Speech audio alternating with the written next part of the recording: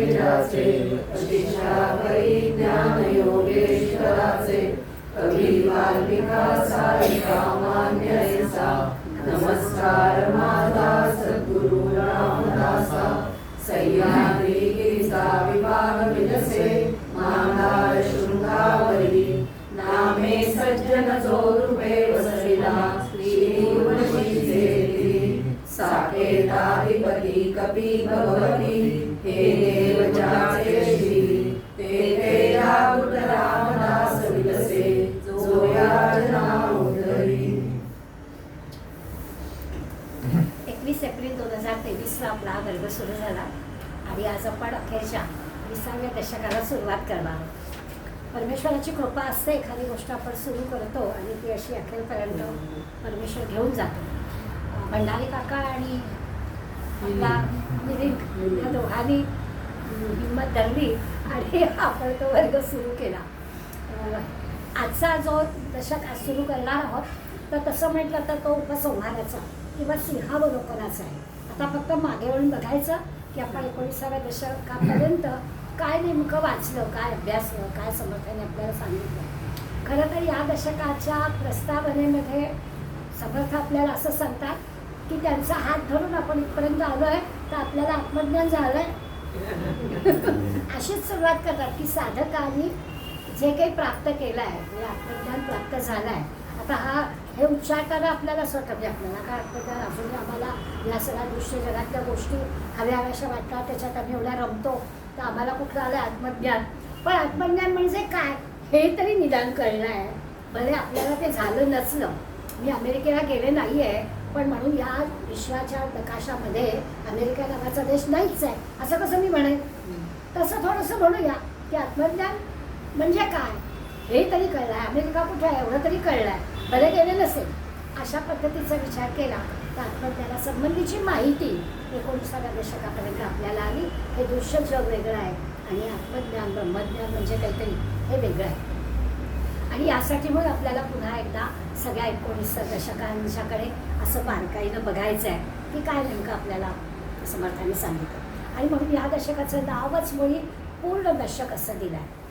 की आता काही नाही, आता ग्रंथ लिहून झाला म्हणजे समर्थांना जे काही सांगायचं होतं त्यांनी जे ठरवलं होतं आपल्याला सांगायचं ते सांगून पूर्ण झालं, ते लिहून पूर्ण झालं म्हणून त्याला पूर्ण दशक म्हणतात. साधकाने सुद्धा साधना सुरू केली त्यावेळेला श्रवण मनन अशी सुरुवात झाली. आपण नवविधा भक्ती शिकलो तेव्हा या सगळ्याचा विचार केला तर या सगळ्या 19व्या दशकापर्यंत आल्यावर साधना पूर्ण झाली साधकाची. अशा एक प्रकारची मनाची तयारी त्या साधकाची झाली. आणि आता म्हटलं तसं खरं तर साधकाची साधना पूर्ण झाली म्हणजे त्याला आत्मज्ञानाची प्राप्ती झाली असा खरा म्हणजे अर्थ. पण तसा जरी आपण अर्थ लावला नाही तरी समर्थांच्या दृष्टीनं साधकाला सगळं सांगून झालं आहे. त्याची साधना सुरू झाली पहिल्या दशकातल्या पहिल्या समासाची आणि आता ती पूर्ण झाली आहे साधना असं ते म्हणतात. आणि त्यामुळे ग्रंथाचं कार्य झालं. कादंबरी वाचून आपली पूर्ण झाली. आपण पुस्तक मिटलं की आपण माझं पुस्तक वाचून झालं तसं कदाचित आपण म्हणू की दासबोध वाचून आपला पूर्ण झाला किंवा ऐकून आपला पूर्ण झाला म्हणून सुद्धा त्याला पूर्ण दशक असं म्हणतात.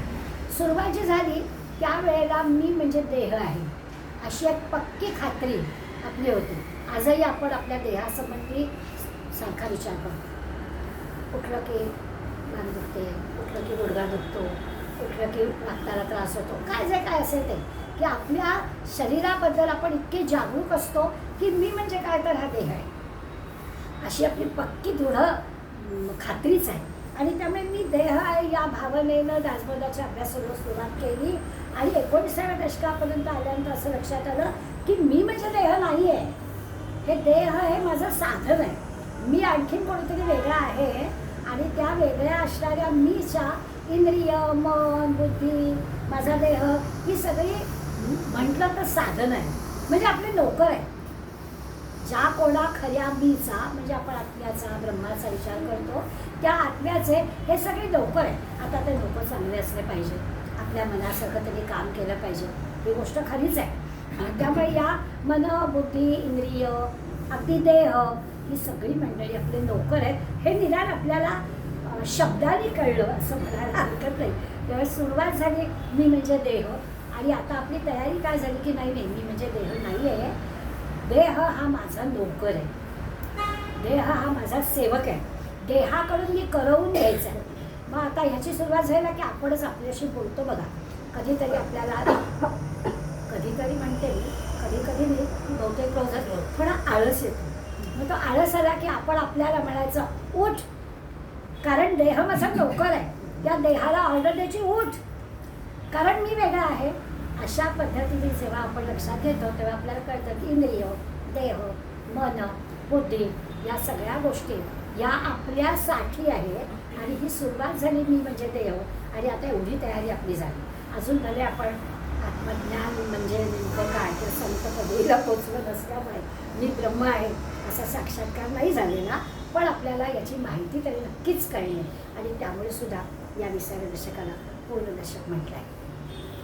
आणखीन एक गोष्ट आहे की सुरुवातीला भक्तिमार्गी असणाऱ्या साधकाला मला देव हवा आहे. काय आहे देव म्हणजे संकल्पना काय आहे तो मला हवा आहे, तो मला कळायला हवा आहे, अशी एक भावना होती. आणि त्यामुळे मला देव हवा आहे अशी कदाचित भावना ठेवून दासबोध हातात घेतला असेल. कारण दासबोधामध्ये सुरुवातीला समर्थांनी भक्ती मार्गाने जा असं आपल्याला सांगितलेलं आहे की भक्तीच्याच मार्गाने देव मिळेल आणि देव मिळावा, देव हवा आहे, देव म्हणजे संकल्पना काय आहे, अशा विचाराने आपण दासबोधाच्या अभ्यासाला सुरुवात केली. आणि त्यावेळेला देव मला कळावा, त्यावेळी मी कोणीतरी करता आहे अशा प्रकारचा भाव तेव्हा मनामध्ये होता. आता लक्षात आलं समर्थांच्या संगतीनं 19व्या दशकापर्यंत आल्यावर खात्री झाली की देव हवा आहे ठीक आहे, पण मी करता नाही आहे. आता आपण सगळे म्हणतो की ठरवलेलं असतं त्यांनी त्याप्रमाणे घडतं. मला वाटतं आहे उद्या गोंधळाला मला जायला मिळावं, परंतु काय माहिती नाही योग आहे की असं आपण उत्तर देतो. याचा अर्थ जे काही चाललेलं असतं, जे काही ठरलं ते त्या ईश्वराने ठरवलेलं असतं, मी काही ठरवत नाही. त्यावेळी मला देव बघायचा आहे किंवा मला देव हवा आहे. याचं कारण काय तर देव या सगळ्या गोष्टी करत असतो याची एक खात्री मनाला पडते की हो बाबा हे आपण काही ठरवत नाही, खरा करता करविता जो आहे तो आहे. मग त्या देवाला वेगळी नाव आहे. आपण कधी देव म्हणतो, कधी अंतरात्मा म्हणतो, कधी परमात्मा म्हणतो, कधी ईश्वर म्हणतो, नाव काही घ्या, पण तो ठरवतो. आणि तो जो काही देव आहे तो आपल्याला कळला याच्यासाठी पण याला पूर्ण दशक असं म्हटलेलं आहे. दासबोधाच्या सुरुवातीला अज्ञान होतं या संदर्भात, म्हणजे आत्मज्ञाना संदर्भात अज्ञान होतं. आपल्या नावाच्या पुढे डिग्र्या आहेत, त्यामुळे आपल्याला भौतिक क्षेत्रामधलं ज्ञान आहे. कोणी MA, कोणी MSc आहे, कोणी PhD केलं असेल, काय जे काही असेल तर अशा प्रकारचं ज्ञान आहे. कोणी कुठे काम करून आयुष्यभर नोकरी करून पैसा कमावलेला आहे. ते भौतिक क्षेत्रातल्या ज्ञानाबद्दल काही शंका घ्यायला जागाच नाही. पण दासबोधाचा अभ्यास करताना हे जे काही आध्यात्मिक क्षेत्र आहे त्या आध्यात्मिक क्षेत्रामध्ये आपलं अज्ञान होतं. आता खरं हे वाक्यसुद्धा 100% बरोबर आहे असं म्हणता येत नाही. कदाचित दासबोधाच्या अगोदर निरनिळ्या ग्रंथांचा अभ्यास कोणी केलाही असेल आणि त्यामुळे आता दासबोधात काय आहे अशा एका जिज्ञासेनं दासबोधाचा अभ्यास सुरू केला असेल. काही काय असेल ना, पण सुरुवातीला साधकांनी ग्रंथ हातात घेताना या सगळ्या आध्यात्मिक क्षेत्रामधला अज्ञानी असणाऱ्या साधकाला समर्थ सगळं सांगतात. आणि मग आपण अज्ञानी होतो कधीपेक्षा अज्ञानी असणाऱ्या साधकाला दासबोध समोर आला आहे आणि त्यांनी हळूहळू ज्ञान संपादन केलं आहे. आणि ते ज्ञान किती तर अज्ञान दूर होणं. आता आपल्याला ज्ञान आणि अज्ञानामधला फरक कळला. आता आपण आध्यात्मिक क्षेत्रातल्या ज्ञानाबद्दल बोलतो आहे. तर आध्यात्मिक क्षेत्रामधलं हे जे ज्ञान आहे म्हणजे आत्मज्ञान आहे. या आत्मज्ञानाबद्दल आपल्याला दासबोध हातात घेईपर्यंत अज्ञान होतं, माहीत नव्हतं आपल्याला की खरंच हे काय आहे. आपल्याला जे दृश्य जग आहे त्या दृश्य जगातल्याच गोष्टी खऱ्या वाटतात, स्वाभाविकच आहे. त्यामुळे या आध्यात्मिक गोष्टींबद्दल असेल बाबा किंवा आपल्याला बऱ्याचदा म्हणजे साधारणपणानं एक 15-20 वर्षापूर्वीचे आपण आठवलं की आपण म्हणतो की या संत चरित्र वाचली की त्यातले जे चमत्कार असतील त्याकडे आपल्याला असं काय हे लिहितात, हे असं का पुढल्या पिढीला कोणी ऐकणार आहे. त्यामुळे आपण त्यातल्या चमत्कारांकडे वेगळ्या नजरेनं बघतो. अगदी आपल्याला सगळ्यांना माहिती आहे गजाननाची पोथी वाचताना निष्ठा असणारा जो साधक आहे तो त्या सगळ्या चमत्कारांमधून विशेष अर्थ काढेल. पण प्रथमदर्शनी जो ग्रंथ वाचेल तो काय हे असे का चमत्कार सांगायचे याच्यावर का कोणाचा विश्वास बसणार आहे. मग जेव्हा त्या साधनेची म्हणजे त्या चमत्काराच्या मागे महाराजांची साधना किती आहे असा जो सखोल अभ्यास करेल त्याला कळेल की अशा अनेक भाषा चावली आहेत, पण योग साधनेने ते सगळे काटे दूर झाले. हे सगळं अभ्यास केल्यानंतर माणसाला कळेल की हा चमत्कार नाही आहे, ह्या चमत्कारापेक्षा काहीतरी विशेष शक्ती विशेष सामर्थ्य यांच्याजवळ असतं असं आपल्याला कळेल. अशा प्रकारच्या गोष्टीसुद्धा अज्ञानाकडून आत्मज्ञानाकडे जाताना आपल्याला कळल्या दासबोधामध्ये. दासबोधातला म्हणजे समर्थांचं चरित्र विचारात घेतलं तर दासबोधामध्ये कुठेही चमत्कार आपल्याला दिसले नाही, त्यांनी काही वर्णन केले नाही. अगदी दासमर्थांच्या चरित्रातल्या सुद्धा चमत्काराच्या ज्या गोष्टी आहेत त्याचा आपण नीट अभ्यास करता आपल्याला कळतं की या चमत्कार संत मंडळी चमत्कार मुद्दाम करवतात. तुम्हा आम्हाला हे त्यातल्या सखोलता कळावी यासाठी. म्हणजे आजच्या ह्याच्यातसुद्धा आपल्याला बघायचं आहे की समर्थांच्या चरित्रामध्ये प्रसंग आहे की 11 ठिकाणी एकाच वेळेला ते गेले. आता हे कसं शक्य आहे? एकच माणूस 11 ठिकाणी कसा जाईल? मग ते कसं गेले असते?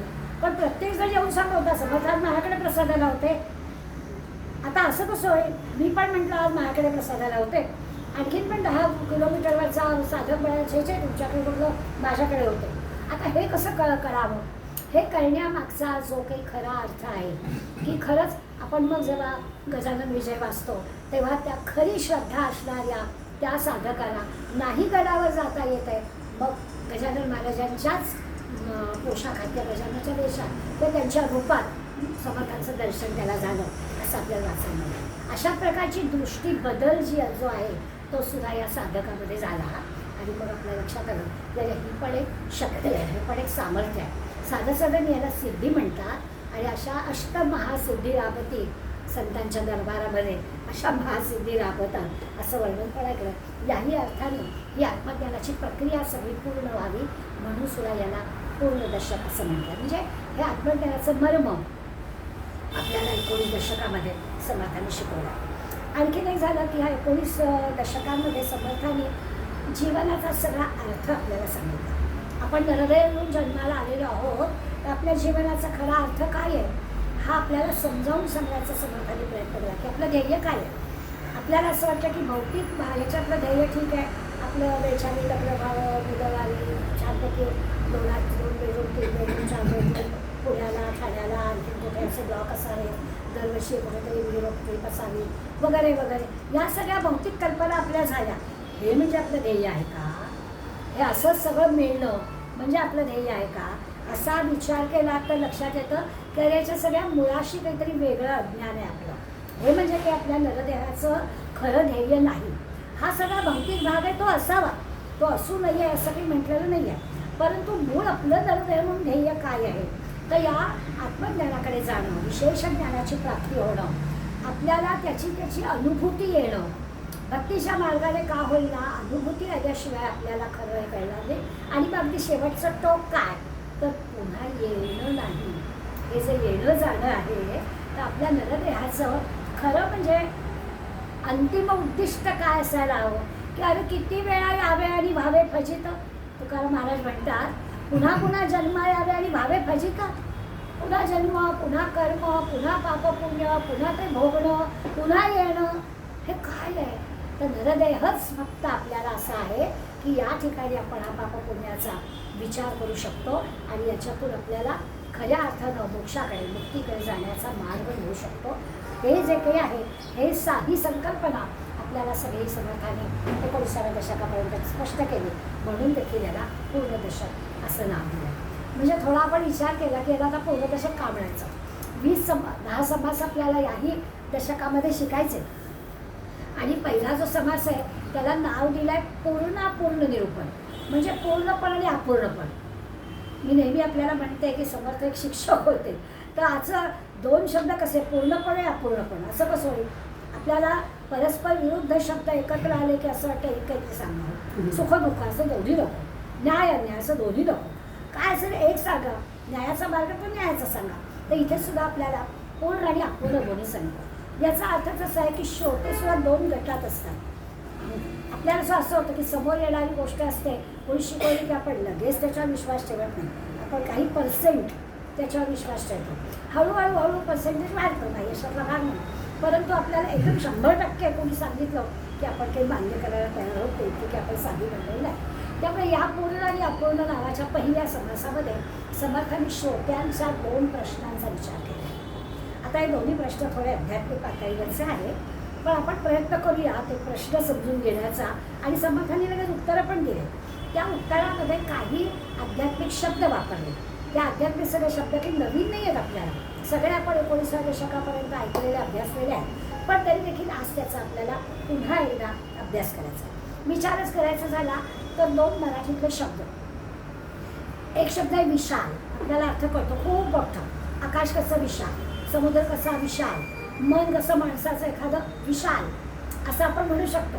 त्या विशाल म्हणजे मोठं असा अर्थ आपल्याला कळतो. पण आणखीन एक शब्द समर्थ वापरताय, व्यापक. तर विशाल आणि व्यापक मधला फरक काय? व्यापक म्हटलं की अंतर्बाह्य व्यापून, याला म्हणायचं व्यापणं. आत आणि बाहेर सगळीकडे व्यापणं. आपण भगवद्गीतेमधला 11वा अध्याय जेव्हा वाचतो तेव्हा अर्जुनाला विश्वरूप दाखवलं भगवंताने. तर विश्वरूप दाखवताना भगवंत वर्णन काय करतो की मी आत बाहेर सगळीकडे व्यापून आहे. उदाहरण दिलं जातं की माळ होतं, तो दोरा जो आहे त्या दोऱ्यामध्ये पण भगवंत आहे, त्या मण्यामध्ये पण भगवंत आहे, असं तो सूत्रमणी गणाईव असं वर्णन करतात. किंवा आणखी माऊली सुंदर उदाहरण देतात, आपल्याला पटेल असं. माऊली म्हणतात सोन्याचा दागिना.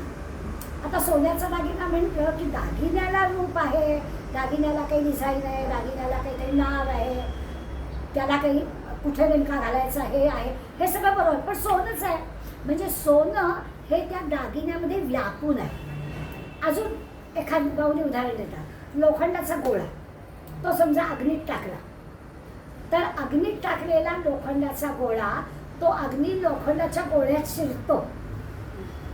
आपल्याला सगळ्यांना कल्पना करता येईल.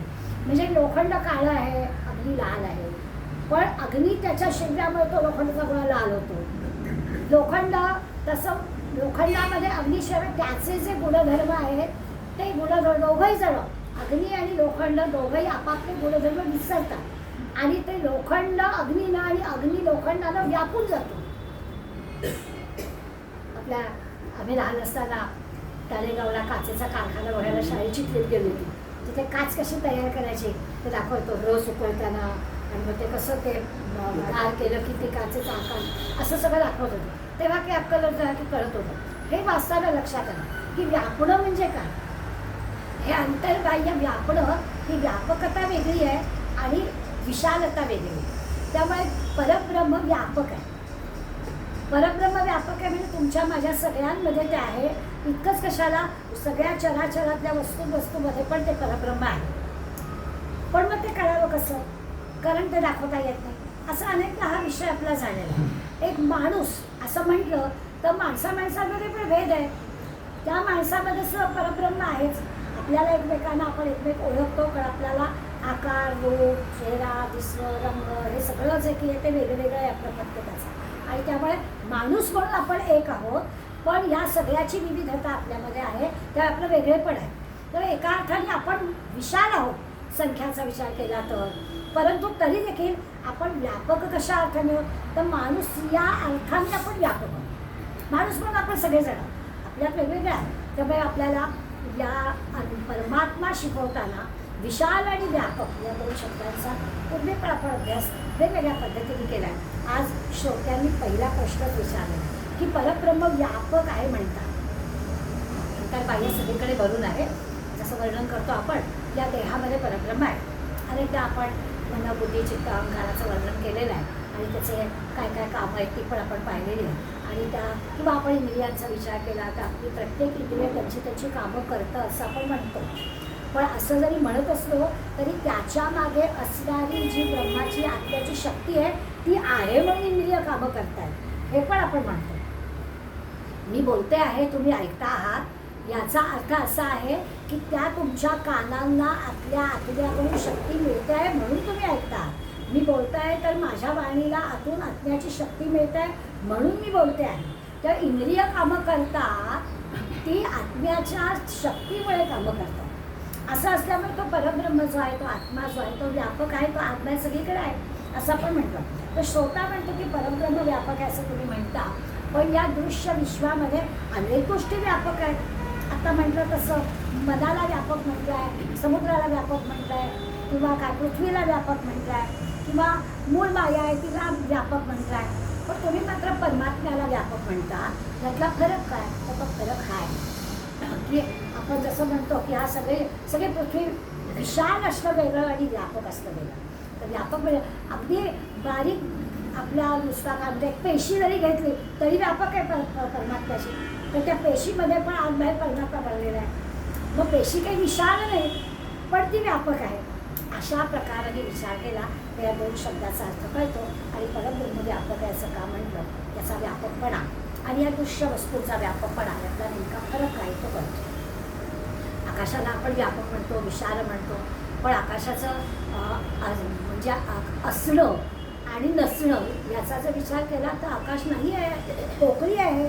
आपण वरती जाऊ तर आणखीन ते वरती जाणार आहे. आणि मग आपण म्हणतो की अरे आकाश म्हणजे हा आपला भास आहे.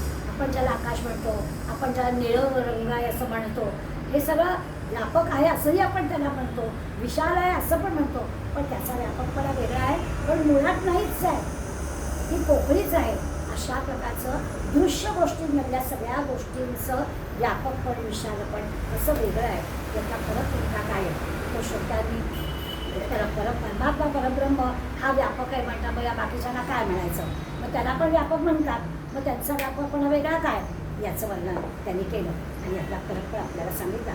त्या पहिल्या 4 ओव्यांमध्ये पहिला एक प्रश्न आणि त्या प्रश्नाला लगेच समाधान दिलेलं उत्तर असं दिलं आहे. आणि मग निरनिराळे शब्द पण वापरले की जे आपल्याला पूर्वी गुणक्षोभिनी, माया, म्हणजे दृश्य जग, या सगळ्या गोष्टीसुद्धा व्यापक आहेत, पण त्यांचं व्यापकपण कसं वेगळं आहे हे आपल्याला त्यांनी सांगितलं. कारण त्यांना सगळ्यांना स्थलकालाच्या मर्यादा आहे.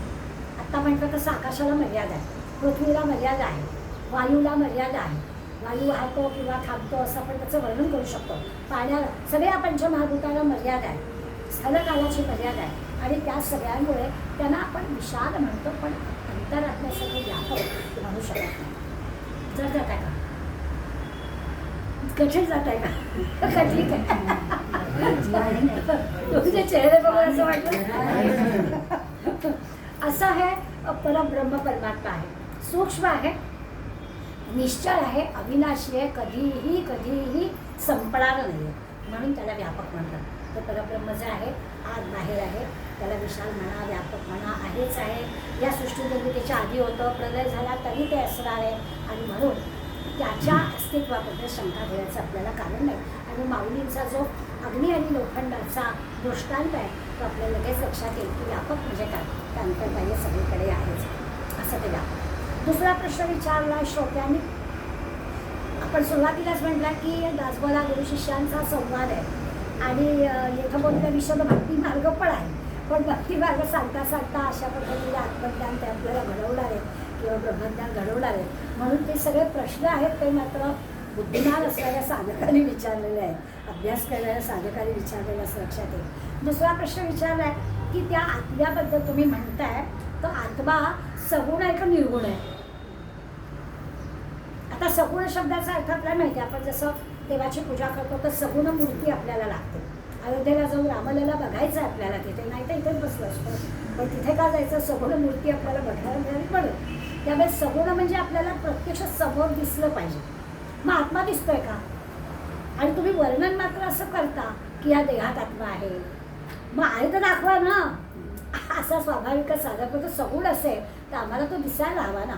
आणि मग त्याचे भाग आपल्याला त्यांनी शिकवले की कसं शब्दांमध्ये सांगता न येत असल्यामुळे त्याला कसं मारायचं. तर जीव शब्द वापरला की देहात असणारी गोष्ट आहे. हा आत्मा जो आहे तो या देहात आढळणार आहे, देहात असणार आहे, सतत असणार आहे. जन्माला आल्यापासून जसा श्वास आपण घेतो तसं त्या आत्म्याचं असणं आहेच आहे. आणि तो जराही रजेवर एक सेकंद पण रजेवर जात नाही आहे, कारण आपण जिवंत.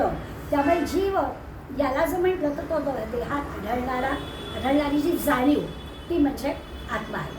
आता तो सगुण आहे म्हटलं तर, कारण तो आहे ना, श्वास घेतोय, आपण जिवंत आहोत, आपण सगळ्या कृती करतोय, बोलतोय, तर त्याला जीवात्मा असा शब्द वापरला. जीवात्मा म्हणजे काय? तर सगुण रूपामध्ये म्हणजे या कृती करताना जे जे करतो तो म्हणून सगुण रूप म्हटलं त्याला. पण तो जीवात्मा आहे म्हणून त्याचं वर्णन करताना देहाला होणारी जाणीव, आत्म्याची या देहाला जी जाणीव होते, आता जसं म्हणतं की प्रत्येक कृती प्रत्येक कर्म त्या आत्म्यामुळे मी करते आहे ही जाणीव, आणि म्हणून त्याला सगुण रूप, जीवात्म्याला सगुण रूप म्हणायला हरकत नाही. परंतु ब्रह्मांडाचा विचार केला, हा झाला वैयक्तिक आपला पिंडाचा विचार. पण ब्रह्मांडाचा विचार केला ते सगळं जग पण चालतं आहे, आणि मग हे जग सगळं कशावर चालतं तर त्या ज्या शक्तीवर चालतं त्याला सुद्धा ती जाणीव, ब्रह्मांडाला असणारी ब्रह्मांडाची जी जाणीव आहे त्याला पण आत्म्याच म्हटलेलं आहे. पण त्याला ईश्वर अशी संज्ञा आपण वापरतो. त्यामुळे जीव, ईश्वर आणि याहीपेक्षा तिसरं या विश्वाच्या पलीकडे पण काही आहे त्याला म्हटलं परब्रह्म. आता ते नावं आपल्याला कळली, जीव, ईश्वर आणि परब्रह्म. जीव आपल्याला कळतो या पिंडामध्ये जीव घाबरा झाला असं आपण वर्णन करतो. तर जीव घाबरा झाला म्हणजे नेमकं काय झालं? मनाला भीती वाटली का बुद्धी भ्रष्ट झाली का बुद्धी काही काम करेनाशी झाली का काय करावं सुचनायचं झालं, विचारशक्ती थांबली, काय झालं? तर आपण त्याचं वर्णन एवढंच करतो, जीव घाबरा झाला. पण जीव म्हणजे काय आपल्याला कळलं तर तो जीव असण्याची जी जाणीव आहे तेच परब्रह्म आहे. मग ते आता सगुण म्हणायचं की निर्गुण? त्याचा प्रश्न तो आहे की काय म्हणायचं, की आत्म्याला सगुण म्हणायचं की निर्गुण म्हणायचं? मग त्यांनी आपल्याला सांगितलं की जी जाणीव आहे ती जाणीव असणं हे सगुण आहे. मग नाथांना त्या गाढवाला पाणी पाजावं असं वाटलं असं आपण वर्णन करतो, तहानेनं व्याकुळ. तर त्यांना तो त्याच्यातला जीव तडफडणारा दिसला, मग झालं ना सगुण. सगुण म्हणजे दिसलं. तुम्हा आम्हाला दिसलं नाही, आम्ही स्वार्थी आहोत. मला लागलं तर बसमध्ये बसलोय, शेजारच्या सीटवरती लहान बाळ आहे, तहान लागले त्याला, माझ्याकडे बाटली आहे पण मला लागेल. हे जे काही आहे त्याला नाही कळलं परब्रह्म. परब्रह्म म्हणजे काय, सगुण रूपातला परब्रह्म म्हणजे काय, तर हा विचार जेव्हा मनात येईल की आता सगळं मीच आहे, सगळीकडे ईश्वरच बनलेला आहे. मग नाथ वेगळे आमच्यापेक्षा कसे?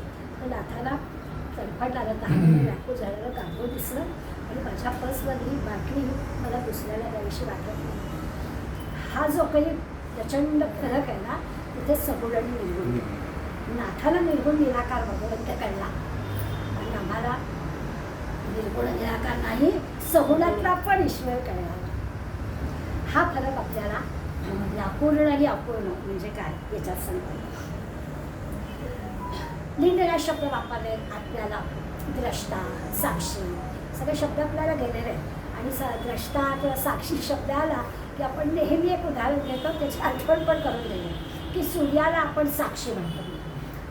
सूर्य उदयाला आला की तो हे सगळं जग सुरू होतं, पण तो साक्षी भावाने ह्या जगाकडे पाहतो. तो आपल्याला कशालाही चांगल्याला चांगलं म्हणत नाही, वाईटाला वाईट म्हणत नाही, आपल्याला तो डिस्टर्ब करत नाही, त्याचं काम चालू आहे, तुमचं काम चालू आहे. असा हा परमात्मा आहे, साक्षी आहे, द्रष्टा आहे. तो तुमच्याकडे पाहतोय, चांगलं काम करताय का वाईट काम करताय ते तुमच्याकडे, तो तुम्हाला सांगणार नाही. सांगणार संत मंडळी, सत्संग, संत ग्रंथ हे सांगणार हे चांगलं काय हे वाईट, पण तो साक्षी असणारा परमात्मा सांगणार नाही. आणि त्या अर्थाने तो निर्गुण, पण सांगणारे मध्यस्थ असणारे जे संत आहेत ना ते सगुण. त्यामुळे आत्मा सगुण की निर्गुण या श्रोत्यांच्या प्रश्नाला उत्तर काय द्यायचं, उत्तर हे आहे की जेव्हा आपल्याला असं प्रत्यक्ष कोणीतरी सांगणारं आहे तेच सांगतात, परमात्मा जे सांगतात तेच ते सांगतायत आणि आपल्याला कळत आहे, तेव्हा तो आत्मा सगुण झाला आणि नाही तो निर्गुण निराकार झाला. अशा पद्धतीने दुसऱ्या प्रश्नाचं पण उत्तर त्यांनी आपल्याला देऊन टाकलं. मग अशी म्हटलं पंचमहाभूत, पृथ्वी, तेज, वायू, आकाश वगैरे किंवा त्रिगुण आपल्या आहेत, सत्व, रजतम, या सगळ्यांचा विचार केला तर हे सगळेजण सगळ्यांच्यामध्ये व्यापकपणात फरक आहे. म्हणजे ह्या आठ गोष्टींनी अष्टधा प्रकृतीने आपण तयार झालो. आता हे सगळं आपल्याला माहिती आहे, त्यामुळे आणखी होऊन जायची आवश्यकता नाही. आपण आपला विचार केला आता पंचमहाभूत, पृथ्वी, तेज, वायू, आकाश, प्रत्येकाचा एक समासातला अभ्यासला आणि सत्व, रजतम या 8 गोष्टींनी आपण होत तयार झालेले. आता ह्या 8 गोष्टी आणि ह्या 8 गोष्टी कशा, तर या सगळ्यांच्या मध्ये मग अशी म्हटलं तसं स्थलकाला पण फरक असल्यामुळे याला व्यापक पण म्हणता येते आहे, ते आत बाहेर आपल्यामध्ये आहे, पण त्यांच्यामध्ये कमी जास्त प्रमाण होतं. तुमच्या आमच्यामध्ये सत्व रज तम तिन्ही आहे. आपण आत्ता म्हणूया की आपण दासबोधाच्या अभ्यासासाठी सगळे एकत्र जमलो आहोत, त्यामुळे आत्ता सगळ्यांचा आपला सत्वगुण अधिक आहे आणि रजतम त्या मनाने कमी आहे, पण नाहीच आहे असं म्हणत नाही. कुठेतरी रजोगुण डोकावतो, कुठेतरी तमोगुण सुद्धा डोकावतो. त्यामुळे हे जे काही आहे संतुलन सत्व रजतमचं, ते 24 तास आपलं कमी जास्त प्रमाणात चालू राहतं. मनात चांगले विचार आले की आपण सत्वगुण वाढला असं म्हणतो. वर्तमानपत्र हातात घेतलं आणि काही वेळानं वाचायला लागलं की मग आपल्या मनाला होणारं आपण हे पाहिलं तर तो काय चाललं आहे, म्हणजे ह्या सगळ्या लोकांचा तमोगुण पाहून आपलाही सत्वगुण कमी व्हायला लागतो की काय ह्या जगामध्ये. अशा प्रकारच्या सत्वरज तमाच्या ज्या गोष्टी आहेत त्या आपल्या कमी जास्त सारख्या होत असतात, पण हे सगळं आतमध्ये आहे आणि या अर्थाने आपल्याला व्यापक शब्द वापरता येतो. परंतु लोखंड आणि अग्नी यांच्या व्यापकपणासारखं हे नाही, कारण ते बदलतं. पंचमहाभूतांचं हे सगळं जे की प्रमाण आहे ते बदलतं आणि म्हणून या पिंडाचा किंवा ब्रह्मांडाचा विचार करताना पंचमहाभूत आणि गुण या ज्या अष्टधा प्रकृतीच्या 8 गोष्टी आहेत, या 8 गोष्टींचं सामर्थ्य असं एकच दाखवता येणार नाही. कमी जास्त प्रमाण सगळ्यांचं असतं. वय वाढलं की त्याचं गुण जास्त असं पण म्हणता येत नाही. अगदी लहान लहान मुलं किती सुंदर सुंदर गोष्टी करत असतात. 7-8 वर्षाची मुलं 18 अध्याय गीता पाठ मिनिटाला आपल्याला दिसतात. तेवढ्या ह्याच्यात ते सगळं कसं, तर कुठलं सत्वगुण येणार त्यांच्यामध्ये आला, असे प्रश्न आपल्याला पडतात. त्यामुळे इथे आपल्याला असं लावता येणार नाही, त्याचं एक प्रमाण सांगता येणार नाही. तर या गोष्टी आपल्याला दिसतात. विविध अष्टधा प्रकृतीचे विविध प्रकार म्हणजे आपली सगळी ही मंडळी आहे. अगदी पशुपक्षी प्राणीसुद्धा, फक्त माणसाचं असं नाही. प्रत्येकाचं सामर्थ्य वेगळं आहे ना. तिचं सामर्थ्य तसं शारीरिक सामर्थ्यसुद्धा वेगवेगळं आहे. मुंगीला जे जमेल ते हत्तीला जमणार नाही, हत्तीला जमेल ते मुंगीला जमणार. ओळखे इकडल्याचे तिकडे करतो तो हत्तीकडे, एवढं सामर्थ्य त्याच्याजवळ आहे. मुंगी बिचारी कसं करेल. त्यामुळे पशुपक्षी प्राण्यांचा विचार केला तरी पण आपल्या लक्षात येतं की हे सगळं आत असणाऱ्या त्या अष्टधा प्रकृतीतल्या 8 गोष्टींच्या सामर्थ्यावर सगळ्या गोष्टी अवलंबून आहेत. स्थूल असणारं शरीर फक्त आपल्याला दिसतं, पण ह्या आपल्या गोष्टी काही आपल्याला दिसत नाही. आणि त्यामुळे स्थलकाल मर्यादेत राहिलेल्या आपल्या सगळ्यांना व्यापक कसं म्हणावं आणि विशाल कसं म्हणावं याचा विचार पण केला. अशा एक 10 ओव्यांमध्ये हे 2 प्रश्न खरं म्हणजे त्यांनी सांगितले. एका महत्त्वाच्या पूर्वी करायला सांगेल असे हनुमंताने रामाला स्वतःची ओळख करून दिली. हनुमंत असं म्हणतो की जर का आता राम हा त्याचा म्हटलं तर राम अवतार म्हणजे हनुमंत अवतार आहे, त्यामुळे रामाला तो इतकं मानतो आहे. त्यामुळे त्यांनी असं म्हटलं की मी कसा आहे, वर्णन स्वतःचं केलं. देहबुद्ध्या तू दासोहम अहम तव दासः, मी तुझा दास आहे. पण म्हणजे काय, तर मी तुझा दास देहबुद्धीने विचार केला तर आहे. कारण आपण दोन आहोत ना, मी तुझ्या पुढे नतमस्तक आहे, हात जोडून उभा आहे आणि त्यामुळे तो माझा गुरु, मी तुझा शिष्य असा सेवक आहे. त्यामुळे देहबुद्धीने विचार केला तर मी तुझा दास आहे. देहबुद्ध्या तू दास हो. पण जर का जीवबुद्धीने विचार केला तर जीवबुद्ध्या तम अंशकः, जीवाचा विचार केला तर मी तुझा अंश आहे, माझ्यात तू पण आहेस. म्हणून हनुमंताची छाती फाडून रामाचं दर्शन घडवलं. माझ्या हृदयामध्ये राम आहे. त्यामुळे जीवाचा जर विचार केला तो तुझा मी अंश आहे, माझ्यामध्ये तूच आहेस. मी लक्षात घ्यायचा. देहबुद्धीचा विचार केला तर मी तुझा सेवक आहे. जीवाचा विचार केला तर तुझा अंश माझ्यात आहे. आणि आज्ञाचा विचार केला तर आत्मबुद्ध्या त्वमेव अहम, आणि आज्ञाचा विचार केला तर तुम्ही एकच, फरकच नाही आपल्या, आपण दोघं एकच. इति मे मतिही, असं माझी बुद्धी सांगते. हा बुद्धिमत्ता वरिष्ठ आहे हनुमंत. त्यामुळे हनुमंत विचारपूर्वक सांगतो आहे की कसा विचार. आता हे सगळं तुम्हा आम्हाला पण लागू आहे की आपण जेव्हा ईश्वराबद्दल असा विचार करतो तेव्हा आपण नेमके त्याच्याशी एकरूप केव्हा झालो आहे, तर जेव्हा आपण आत्म्याचा विचार करतो तेव्हा आपण एकच आहोत. असा जर विचार केला तर आपल्याला जीवात्मा विश्वात्मा असा याच्यातला अर्थ आपल्याला कळेल. तुझा अंश म्हणजे काय. शंकराचार्यांचं मानसपूजा म्हणून स्तोत्र आहे. त्या मानसपूजा स्तोत्रामध्ये सगळी मनाने शंकराची पूजा आचार्य करतात. सगळं मनाने कल्पना करायचे, मनाने सगळे त्या पूजेसाठी लागणाऱ्या सगळ्या गोष्टी गोळा करायच्या आणि सगळं मनात, प्रत्यक्ष काहीच नाही, नुसतं शांत डोळे मिटून बसायचं. आणि मग गंगाजल पण आणलं आहे तुझ्या स्नानासाठी आणि सगळ्या प्रकारची फुलं पण आणली आहे, काय काय काय काय वर्णन केलेलं आहे. अगदी रत्न वगैरे सगळे आणले, खूप छान वर्णन केलेलं आहे आचार्यांनी की तुझी पूजा करायला साधन सामग्री मी किती आणली, प्रत्यक्ष काहीच आणली नाही, सगळं मनाने आणलं आहे. पण त्याचं वर्णन करताना ते आपल्याला सांगतात की आत्मा त्वम, तू आत्मा आहेस, म्हणजे तू आहेस असा. आणि माझा हा जो देह आहे या देहातच तुला जागा दिलेली आणि तिथेच तू पूजा करायची, देहामध्येच तुझ्या निवासाची हे केलेली आहे, तिथेच तू आहेस, आत्मा आहेस आणि तुझीच पूजा करायची. तेव्हा आत्मा तू माझा आत्मा आहेस. आणि गिरिजा बुद्धी आहे, तुझी जी सहचारिणी आहे, अर्ध अंग आहे, ती म्हणजे माझी बुद्धी. आता आपल्याला कळेल आपली बुद्धी काम करत नाही, बुद्धी आपली भ्रष्ट होते, मला सुचलंच नाही, माझं काहीतरी चुकलंच, हे काय होतंच का मला. कारण ती बुद्धी म्हणजे काय आहे, तर ती गिरिजा माझी बुद्धी असेल तर ती बुद्धी चुकताच का मला. त्यामुळे तो समजा आत्मा तू माझा आत्मा आहेस आणि गिरिजा जी आहे ती माझी बुद्धी आहे. आणि मग जे माझी इंद्रिय आहे सहचर माझ्याबरोबर राहणारी आहे, नाक कान डोळे पंचेंद्रिय ज्ञानेंद्रिय ही सगळी जी माझी इंद्रिय आहे ही सगळी काय आहेत, ते गण आहेत तुझे प्रमथ, हे सगळे गण आहेत, पण तुझे नोकर आहेत भोवती, हे सगळे म्हणजे माझी इंद्रिय आहे. असं वर्णन मानसपूजेत सुद्धा आचार्यांनी केलं. अगदी असंच, पण त्यावरून सुद्धा आपल्याला या आत्म्याचं नेमकं काय ते कळेल. आता आपल्याला ना थोडी 20व्या दशकाचं भय वाटायला लागेल, अरे बापरे असं कसं सगळं आहे आता इथून पुढे 10 समास हे का आपल्याला शिकायचं आहे. पण एकीकडे म्हटलं की हे झालेलंच तुम्हाला परत चालतं, त्या पुन्हा एकदा या सगळ्या संकल्पना पक्क्या करणं यासाठी सांगतो. आणखीन 3 शब्द माहितीच आहे, पुन्हा एकदा मग अशी म्हटलं तसं ज्ञान, अज्ञान आणि विपरीत ज्ञान, त्यामध्ये सोपं आहे, आपल्याला कळतं. एखादी गोष्ट आपल्याला कळणं म्हणजे ज्ञान झालं आपल्याला म्हणतो, कळत नाही म्हणजे अज्ञान झालं आहे असं आपण म्हणतो. आणि नाही आहे त्याच्यापेक्षा कधीतरी वेगळंच भासतं, त्याला आपण विपरीत ज्ञान म्हणतो. आणि ह्या विपरीत ज्ञानाने आपली सगळी गडबड होते की जे मुळात नाहीच आहे ते आहे असं वाटतं. माऊलीने अनेक ठिकाणी साप आणि दोरीचं उदाहरण देऊन या 3 गोष्टी आपल्याला क्लिअर केलेल्या आहेत की ज्ञान म्हणजे काय, अज्ञान म्हणजे काय, विपरीत ज्ञान म्हणजे काय. काळोख आहे, संध्याकाळची वेळ आहे, काळोख पडलेला आहे, दूरवर काहीतरी झाडावर लोंबताना दिसतं आहे आणि मला वाटलं की तो सापच आहे.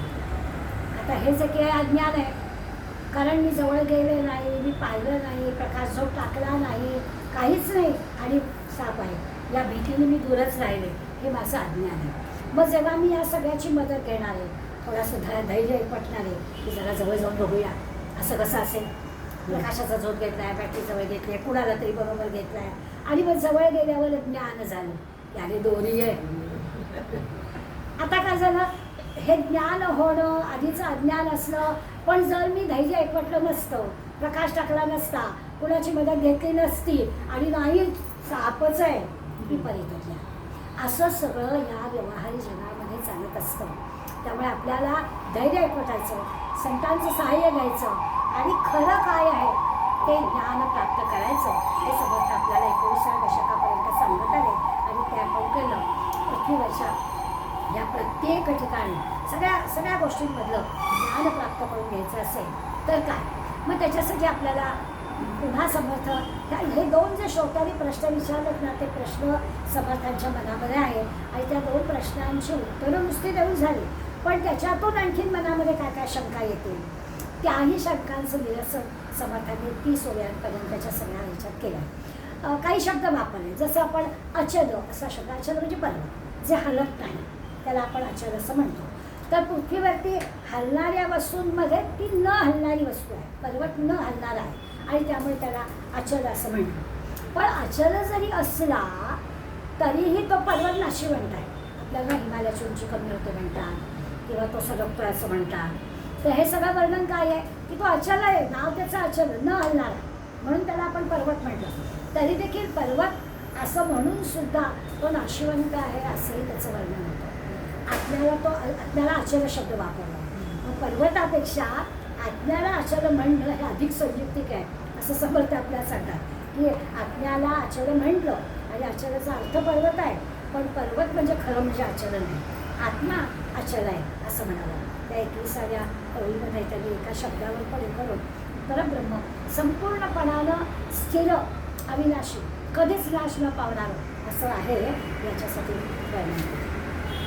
आता मगाशी मी म्हटलं जाता की समर्थ चरित्रामध्ये असे काही काही प्रसंग आपल्याला दिसतात की हे सगळं आधीचा जो आपला 19वा दशक होता ना तो सगळा आपण समाजामध्ये कसं वागायचं महंतानी याच्याबद्दलचा अभ्यास आहे. जेव्हा आपल्याला आठवत असेल की सगळे जे 10 समाज होते त्या समाजात शिकवण निरूपण असंच होतं आणि त्यामुळे लोकांमध्ये समाजामध्ये वावरताना आपण कसं वावरायचं याच्यासाठी सगळ्या सूचना आपल्याला समर्थाने केल्या होत्या. समाजाला चांगल्या मार्गाला घेऊन जाणारा महंत त्यांना तयार करायचा होता या अर्थाने त्यांनी आपल्याला शिकवण दिली. आणि आता मात्र 20व्या दशकामध्ये आपल्या मोक्षाचा आपल्या मुक्तीचा विचार समर्थ आपल्याला करायला सांगणार आणि त्यामुळे हे सांगणारा जो आहे म्हणजे समर्थ जे की आहे त्या समर्थांना कोणत्या सिद्धी प्राप्त झाल्या होत्या. आता प्रत्यक्ष समासामध्ये स्वतःच्या सिद्धींचा उल्लेख नाही केलेला परंतु त्याचं जे वर्णन आपल्याला मिळतं वाचायला त्याच्यातून आपल्याला कळतं की एकीकडे त्या परब्रह्माचं वर्णन सांगितलं व्यापक आहे वगैरे आपल्या शरीर मनोबुद्धीचा पण विचार केला त्यातला जो आत्मा आहे त्या आत्म्याबद्दल वर्णन करून सांगितलं आणि हे सगळं करताना माणूस म्हणून कसं आपलं वेगळेपण असणार ते पण सांगितलं. मग ते सांगताना त्यांनी आपल्याला सिद्धी म्हणजे काय किंवा अशा प्रकारच्या परीक्षा संतांच्या घेतल्या जायच्या समर्थांच्या चरित्र प्रस्तुत आपण बघूया. पण हे पुन्हा असं वाटतं की हे चमत्कार असतील तर सुनीता चिंचवडकरांनी काही प्रसंग आपल्या चिंता करतो विश्वाची या पुस्तकामध्ये मुद्दाम उल्लेख केलेला आहे. थोडेसे गंमतशीर वाटतील असं आहे. एकीकडे समर्थाला पण हनुमंताचा अवतार आपण मानतो आणि खरंच आहे रामाचं प्रत्यक्ष दर्शन जेव्हा समर्थाला झालं त्यावेळेला हनुमंताच्या ताब्यात समर्थाला दिलं गेलं असं उल्लेख आपल्याला सांगतात की जेव्हा खरं तर श्रेष्ठींकडे आपल्या मोठ्या भावाकडे अनुग्रह मिळावा अशी या नारायणाने म्हणजे समर्थाने इच्छा व्यक्त केली होती परंतु त्यांना तुझा योग माझ्याकडे नाही आहे. आणि मग काय तर एकदा प्रत्यक्ष गावाच्या बाहेर असणाऱ्या हनुमंताच्या मंदिरामध्ये समर्थ बसले होते. नारायण म्हणूया नारायण बसला होता आणि या नारायणाला रामालयाचं प्रत्यक्ष दर्शन झालं. आता या प्रत्यक्ष दर्शनाने त्यांनी या नारायणाला हनुमंताच्या स्वाधीन केलं असे उल्लेख सापडतात. आता हे सगळं वाचलं की आपल्याला वाटतं की आहे परंतु दास विश्रामधाम या नावाच्या ग्रंथामध्ये समर्थ शिष्याने हा सगळा प्रसंग लिहिलेला आहे. त्यामुळे अगदीच काही बरं आहे तसं फार हे नाही 400 वर्षापूर्वीच्याच घटना आहे. त्यामुळे असं काहीतरी दर्शन घडलं असेल आणि या दर्शनामध्ये हनुमंताचा अंश म्हणून समर्थ आहे आणि समर्थांनी म्हणजे हनुमंताचा अवतार म्हणून ती सगळी शक्ती त्यांना प्राप्त झाली असेल. आता हनुमंताबद्दल आपण वर्णन ऐकतो की सूर्य दिसला आणि त्यांनी उड्डाण केलं सफासफ वाटलं वगैरे वगैरे पण ती जी काही त्याच्यावर अफाट शक्ती होती आणि मग रामाला केलेली जी मदत आहे लंकेमध्ये केलेलं लंका दहन आहे रावणाशी काही युद्ध आहे सेतुबंधन आहे या सगळ्या गोष्टींचा विचार केला तर हनुमंताचं एक वेगळेपण हे आपल्याला कळतं आणि त्या हनुमंताचा अवतार म्हणून समर्थ आहे तर समर्थाला पण सर्व सिद्धी प्राप्त झाल्या त्या अशाही गोष्टी आपल्याला कळतात. तर समर्थांच्या भोवती असणारी तुमच्या आमच्यासारखी सामान्य मंडळी आणि मग आपण मंडळी काय करतो परीक्षा घेतो. मंडळी परीक्षा घेतात संतांची सुद्धा काय सांगतात तसं आहे की नाही आपल्याला आहे की नाही कळलं पाहिजे आणि म्हणून त्या काळात सुद्धा समर्थांच्या अनेक वेळा परीक्षा घेतल्या जायच्या. एकदा एका शिष्याला असं वाटलं की एकीकडे तर मानवासारखाच देह असणार आहे हनुमंताचा अंश वगैरे वर्णन करतात बरोबर आहे पण हनुमंताजवळ सगळी जी काही शक्ती होती म्हणजे याच्याचं आहे का असं यांना आपल्याला शंका आहे. सामान्य साधक होता तर त्याला वाटतं की हनुमंताचा अंश म्हणतात हनुमंताचा अंश रूप घ्यायचा आणि जायचा. हनुमंताच्या चरित्रामध्ये किती गंमतशीर असं गंमतशीर वाटतील अशा गोष्टी आहेत. हनुमंत आपला सारखा रामनाम घ्यायचा अखंड रामनाम आणि सगळी मंडळी जेव्हा अयोध्येला परत आली लंकेतलं सगळं काम करून त्यावेळेला हनुमंत होताच रामाबरोबर आणि अखंड रामाचं ध्यान अखंड रामनाम त्या अखंड रामनामामध्ये बाकीच्याला काही वावच नाही.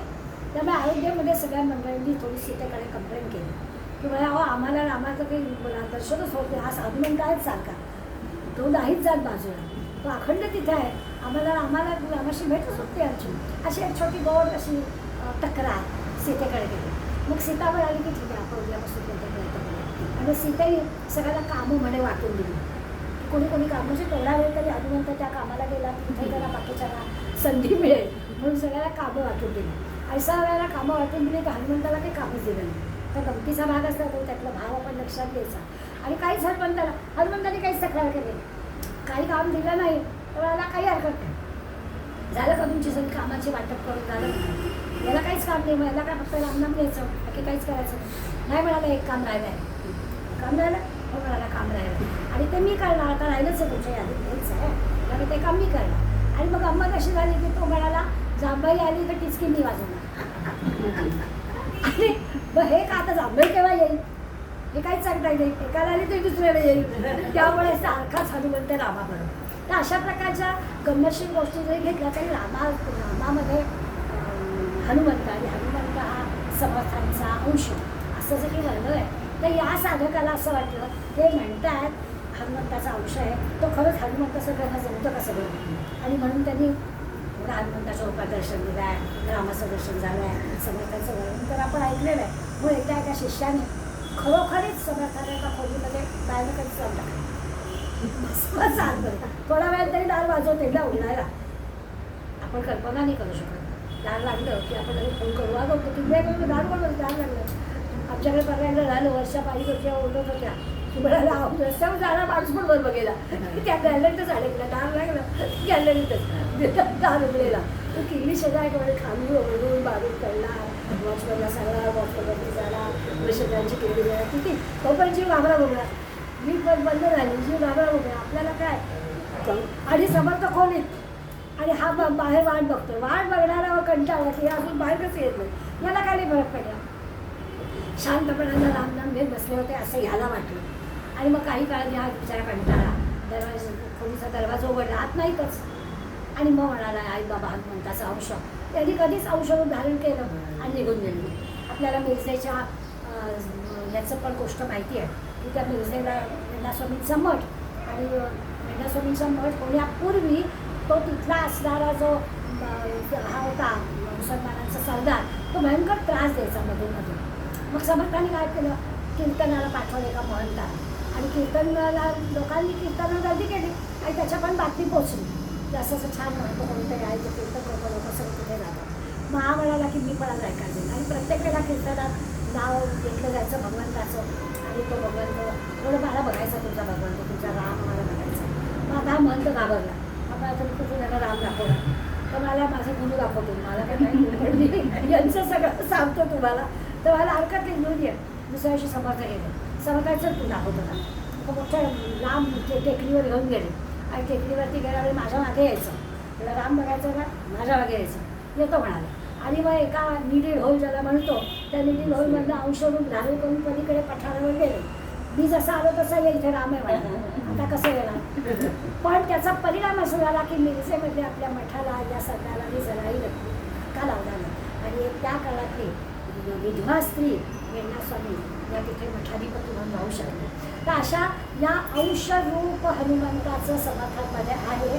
अशा कितीतरी गोष्टी समर्थ चरित्रामध्ये आपल्याला वाचायला ऐकायला पाहायला मिळतात. याचा अर्थ असा आहे की यांनी हे चमत्कार मुद्दाम केलेले नाही पण हे घडले आणि माणसाचा विश्वास बसलेला आहे. मुसलमान सरदाराचा सुद्धा विश्वास बसतो याचा अर्थ काय तर काही काही मंडळी अशा परीक्षा घ्यायचे समर्थांसाठी आणि समर्थांचे परीक्षा उत्तीर्ण व्हायचे त्या सर्व प्रकारच्या सिद्धी त्यांना प्राप्त झालेल्या होत्या. काही ठिकाणी शक्तीचा वापर करावा लागला काही ठिकाणी युक्तीचा वापर करावा लागला. हनुमंत जसा बुद्धिमत्तांना तसा बुद्धीचा वापर करावा लागला. पण समर्थांच्या या जवळजवळ 36 ते 80 एवढ्या वर्षामध्ये त्यांनी जे महाराष्ट्रामध्ये केलेलं कार्य आहे त्या कार्यामध्ये आपल्याला असं दिसतं की त्यांनी सगळ्या समाजाला एकत्र करण्यासाठी आपल्या शक्तीचा वापर केला. आणखीन एक प्रसंग सांगतात कृष्णाकाठी एक वरुण नावाचं गाव आहे आजही आहे. तिथे समर्थांना एकाच वेळी 11 ठिकाणी जेवणाचं आमंत्रण आलं अशी उल्लेख केला आणि त्यांनी ते स्वीकारलं येतो म्हणाले. आता जेवणाची वेळ पण साधारण तेवढी एकच असते ना किती वेळा माणूस जेवेल 11 ते 2 मध्ये 11 ठिकाणी कसं काय जेवायला जाणार आणि जेवणात आपली असली पाहिजे ना. पण आश्चर्य म्हणजे समर्थांनी 11 रूपं धारण केली आणि समर्थ 11 ठिकाणी वेगळ्या रूपामध्ये जेवायला गेले. सगळ्यांना असं वाटलं की आमच्याकडे समर्थ तृप्त होऊन गेले बाबा. प्रत्येक जण तृप्त झाला आणि समर्थ अशा पद्धतीने समर्थ वेगळं रूप धारण करू शकत होते अशा कथा. पण गिरीधर स्वामी यांचा समर्थ प्रताप नावाचा ग्रंथ आहे. मी ग्रंथाची नावं एवढ्यासाठी सांगते की आपल्याला सुद्धा ना थोडीशी कुठे मनात शंका असते की असं असेल का हे आपलं. तर त्या समर्थ प्रताप ग्रंथामध्ये या गोष्टींचा उल्लेख आपल्याला मिळतो. शिष्याचा जसा भाव असेल ना तसं हे प्रसंग आपल्याला म्हणजे सद्गुरू त्याच्यापुढे प्रगट होतात. आपण बोलता बोलता किती वाटतं किती देवासारखा राहून आलास असं आपण म्हणतो. तर असतो तो माणूसच, पण तो त्यावेळेला आपल्याला योग्य मदत करायला येतो आणि मग तो आपल्याला देवासारखा वाटतो. या अर्थाने आपण या सगळ्या गोष्टींकडे बघायला लागतो. काल आपल्या ज्ञानेश्वरचा वर्ग इथे चालला होता. साधारणपणे आता असं असतं की लोकांना माहिती आहे त्यामुळे माझ्या दाराची बेल वाजत नाही इथं 4:30 ते 5:30. पण काल अगदी ज्ञानेश्वरी झाली, पसायदारी सुरू होतं आणि दाराची बेल वाजली कोणाला आपल्याकडे. आणि बघावं तर एकदम 5-25 मंडळी सगळे नगरसेवक मतदानासाठी आले होते. पण इतकी छान वेळ साधली की मला वाटलं की ही समर्थांची कृपा आहे की आपल्या कुठल्याही याच्यामध्ये ही देवासारखी कृपा आहे की आपण काही ठरवलं नव्हतं तर ते केव्हाही येऊ शकतात, त्याच्या फोटो येणार नव्हते. पण ते बरोबर अशा वेळेला आले की आपली ज्ञानेश्वरी संपत आलेली होती. ही जी आहे ना अशा प्रकारे साधकांनी आपला विचार असा केला की आपल्याला त्याचं कळतं की अरे हा ही सगळी देवाची कृपा. नाही तर बरोबर टायमिंग कसं जमलं त्यांचं येणं, त्यांनी एवढ्या ठिकाणी जाणं आणि आपल्या घराची वेळ त्यावेळेला वाजलं. नाही तर मलाही व्यक्ती आला असता, मलाही त्यांचं स्वागत करता आलं नसतं आणि मला पुन्हा तासाभराचं रेकॉर्डिंग करावं पण लागलं असतं. ते काही झालं नाही अशी वेळ सांगते. त्यामुळे भाव जसा असेल ना तसं आपल्याला ते अनुभवता येतं ही गोष्ट काही. विद्वान पंडितांमध्ये सुद्धा या अशा प्रकारचं समर्थ परीक्षा आहे. कशी माणसं आहेत त्याप्रमाणे समर्थांच्या परीक्षा वेगवेगळ्या होत्या. समर्थाला असं पांडित्य आवडत नसेल, विद्वत्ता असावी, पण त्याचा उपयोग आपण चुकीच्या म्हणून करायचा नाही. आपण मागे प्रसंग पाहिला होता. एका समर्थांच्या छोट्या महंताला भविष्य सांगणाऱ्यांनी सांगितलं होतं अरे तुझा मृत्यू आहे आणि बिचाराला लहान फुटला होता. ती कथा आपल्याला सगळ्यात माहिती आहे. तर तसं आपल्या शिक्षणाचा, आपल्या बुद्धिमत्तेचा, आपल्या विद्वत्तेचा असा दुसऱ्याला त्रास होईल असं हे करू नये असं समर्थांचं म्हणणं होतं. त्यामुळे असे विद्वान पांडित्य दाखवणारी मंडळी असायची ना त्यांच्यापासून समर्थ जरा दूरच राहायचे. परंतु कधी कधी असं व्हायचं की यांना जर यांच्या पांडित्याबद्दल नेमकं दाखवून दिलं की अरे तुम्ही म्हणजेच काही मोठा विद्वान नाही, त्याची पण कधी कधी गरज असते. त्यामुळे अशा ठिकाणी ते बरोबर करायचं. मग अशी मला कृष्णकाठचं त्या वरुण गावची कथा जागवते. त्याच्यात त्यांनी असं म्हटलं की एका विद्वानाला असं वाटलं की समर्थांना खरोखरच सगळ्या ह्या सिद्धी प्राप्त झाल्या असतील तर आपण बघूया खरं खरं आहे काय. आणि त्यांच्यावर पण त्यांनी प्रयोग केला होता. त्या विद्वान माणसाने म्हणजे वाद घालणं म्हणतो ती पण कदाचित कथा मी आपल्याला सांगितली असेल की वादामध्ये जय झाला की मग तो श्रेष्ठ. त्यामुळे समर्थांशी तो वाद समर्थांनी प्रामाणिकपणे सांगितलं की मला काही वाद घालायचा नाही आहे, तुम्ही श्रेष्ठ, तुम्ही माझ्यापेक्षा विद्वान, माझं काही म्हणणं नाही. पण याला खुमखुमी होतीच वाद घालायची आणि त्यामुळे तो मला नाही. आणि पूर्वी अशी पद्धत होती वाद घातला आणि जय झाला की एक काहीतरी आपलं पद वाढवायचं, डिग्री आपली वाढते म्हणजे झेंडा आणखी आपल्या याच्यावर लावायचा. त्यामुळे तो समर्थांशी वाद घालायला लागला होता. आणि मग समर्थांनी आता मला ह्याला धडा शिकवायला लागला, मलाच हे वाद घालायला सांगतोय की बाबा तूच बुद्धिमान, माझं काही म्हणणं नाही, तरी देखील वाद घालायचा. आणि मग समर्थाने प्रसंग घडवला. आपल्याला माहिती आहे की एक चालला होता मोळी विक्या. त्या मोळी विक्याला समर्थाने बोलावलं आणि मोळी विक्या तू कोण आहेस तर तो बिचारा मोळी विक्या जंगलामध्ये लाकडं तोडायची, विकायची, त्याच्यावर आपला खूप धन्यवाद चालवायचा. एका अर्थाने विचार केला तर तो शोधत. समर्थाने आपल्या कुकडीने एक रेषा आखली आणि त्याला मला आते आता तू कोण आहेस म्हणाला आता मी वैश्य. परत कुकडीने रेखा आखली आते आता कोण आहे क्षत्रिय. आणखी एक आखली आते म्हणाले आता मी ब्राह्मण. आणि त्याचे आधीचे सगळे जन्म समर्थाने त्याच्याकडून बदलून घेतले. आता मला ह्याच्याशी वाद झाला आणि मग लक्षात आलं की ही जी काही समर्थांची होती गोष्ट. आता म्हटलं तर सुरुवातीला सांगितलं होतं त्याला की अरे बाबा तूच पंडित, तूच विद्वान, माझं काय म्हणणं नाही, तरी घालायचं आहे. तर क्षमता असली पाहिजे, आपण दाखवायची नाही. अशा सुद्धा सगळ्या कथा समर्थाने पूर्ण आणि अपूर्ण असे 2 शब्द वापरून श्रोत्यांच्या बोलण्या शंकांच्या निमित्ताने आपल्याला सगळ्या शब्दांची माहिती करून दिली. एकाच वेळी अनेक ठिकाणी किंवा समर्थाने याच्यात एक बारीक संग्रह दिला. ते मिळाले मगाशी तुम्हाला जसं म्हणजे गुण स्थळं या सगळ्यांमुळे आपल्यामध्ये जो काही वेगळेपणा आहे तो जसं आपण दाखवतो तसं त्यांनी उदाहरण दिलं आहे की ह्या समजा 4 ठिकाणी जसं आपल्या शंकराचार्य 4 मठ भारतभर केले. आता 4 मठ वेगवेगळे आहेत का? त्या वेगवेगळ्या ठिकाणी चालणारं कार्य एकच आहे, पण तरी वेगवेगळं आहे. तसं म्हणाले हे आहे की सगळ्यांचं सांगणं एकच आहे, कालावधी वेगळा आहे, वेगवेगळ्या वेळी हे सगळं संतांमध्ये झालेलं आहे, पण अर्थ सगळा एकच आहे. हा तर वारंवार आपण उल्लेख केलाच आहे. गीतेचे सांगितलं आहे तेच ज्ञानेश्वर सांगितलं आहे, ज्ञानेश्वरीत सांगितलं आहे तेच नाथांच्या भागवतात सांगितलं आहे, तेच आपल्याला दासबोधात सांगितलं दिसतं. वेगळं काहीच नाही, सगळ्यांना सांगायचं एकच, पण त्या परब्रह्माला नेमकं काय म्हणायचं असं सांगायसाठी 4च खरं म्हणजे 2 प्रश्न. त्या 2 प्रश्नांमधले उत्तरं काय तर व्यापक आणि विषयांमधला फरक सांगा आणि सगुण आणि निर्गुणमधला फरक सांगा. पण हे सगळं सांगण्यासाठी 30 ओव्यांमधून 19 दशकांचा सगळा बारीक आढावा समर्थाने घेतला आणि तो आपल्या पुढे मांडण्याचा प्रयत्न केला. आता पुढे सगळ्या 9 दशकांमध्ये समासावर हे आपल्याला असंच सिंहावलोकन करायचं, अशाच पद्धतीने जायचं. पण सगळं सोपं कोण नसणार आहे. बरं पुन्हा असं आहे ना की ग्रंथ झाला म्हणजे ठेवला असं नाही चालणार आहे. समर्थानेच आपल्याला सांगितलं आहे हे भरड वाचन झालं आहे, आता परत पुण्यापासून वाचायचं आहे. तेव्हा मग आपल्याला पुन्हा थोडंसं एका ग्रंथाचा 12 वर्ष अभ्यास केला तर आपल्याला तो कळतो असं मोठी मंडळी सांगतात. या अर्थाने जरी आपण आपला ग्रंथ झाला वाचून झाला असं आपण म्हटलं तरी प्रत्यक्षात आपल्याला तो ग्रंथ कळला का असा विचार केला तर तो ओळख झालेली असते असं मला लागतं. आपण सांगतो लोकांना की माझा राजदूत झाला असं, पण तो कसं काही झालेलं वगैरे काही नसतं असं पण आपल्या लक्षात येईल. त्यामुळे रोज सूर्य जसा रोज येतो तसं रोज आपल्याला या सगळ्या गोष्टी कराव्याच लागतात असं दिसेल. आणि अशा पद्धतीनं आपण जीवात्मा जरी ईश्वर झाला, शेवटचा भाग जरा महत्त्वाचा आहे. आता तो आपल्याला जीवात्मा कळला, या जीवाला जीवात्मा म्हटलं म्हणजे आतमध्ये आहे, फक्त सगळं लोकांमध्ये म्हणजे जीव जो आहे तो सगळं म्हणूया.